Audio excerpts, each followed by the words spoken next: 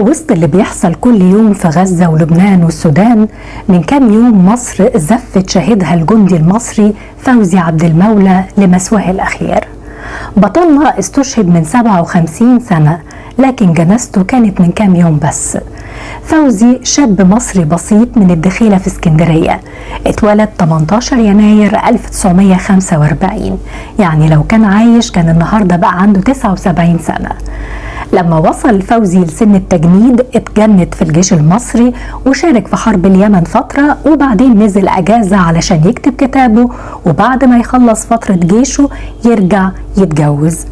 يدوب كتب كتابه وسلم على أهله وعلى عروسته ورجع على كتابته تاني علشان يخدم في سيناء، وده كان سنة 1967.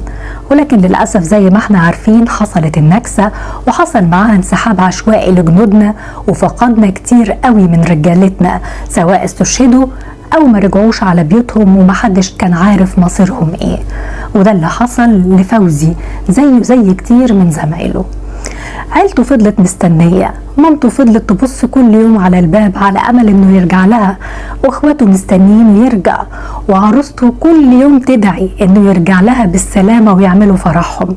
كلهم مستنيين، لكن الغياب طال قوي ومفيش أي أخبار عنه، فاحتسبوه شهيد. تعدي السنين ويتغير حكام ويجي حكام لحد ما وصلنا لسنة 2024، يعني بعد 57 سنة، ويجي فريق مؤسسة سينا لحقوق الإنسان اللي بيكتشفوا بالصدفة جثة جندي مصري مدفونة في رمل سينا في منطقة الحسنى، ولأجل القدر والحظ الحلو يكون مدفون معاه كل متعلقاته الشخصية، بطاقته، السلسلة اللي عليها اسمه، شوية صور لاخواته ولعيلته ولاصحابه، وكأن سينا فضلت محافظة على جثته وحاجته جوه حضن رملها.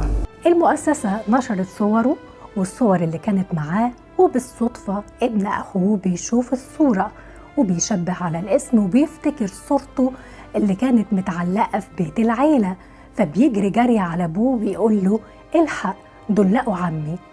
الراجل اللي بقى عنده دلوقتي 77 سنة ما بقاش مصدق نفسه، معقول بعد السنين دي كلها يرجع له الأمل تاني إنه يشوف أخوه ولو للمرة الأخيرة يودعه ويدفنه في مدفن العيلة؟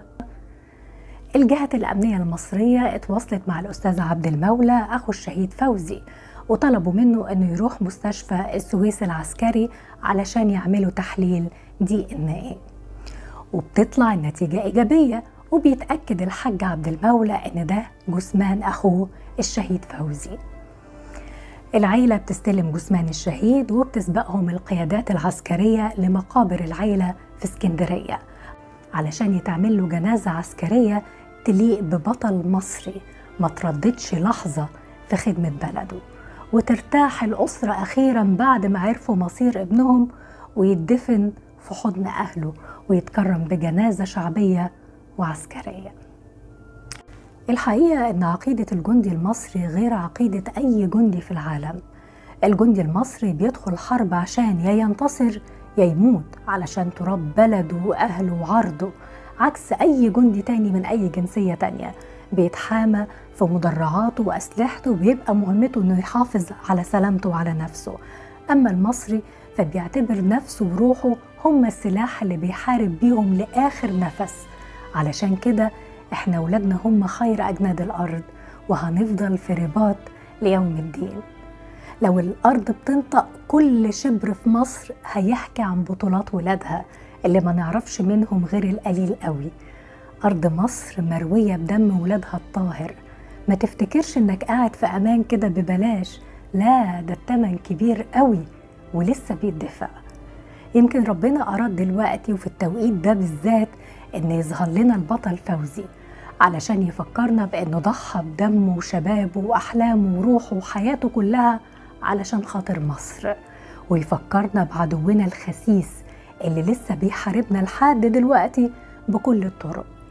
نتفق أو نختلف مع الإدارة السياسية والحكومات، لكن مستحيل نختلف على حب مصر وجيشها الدرع الحامي. فوزي مش هو الوحيد ولا هيكون الأخير. تحيا مصر بولادها المخلصين. سلام الشهيد.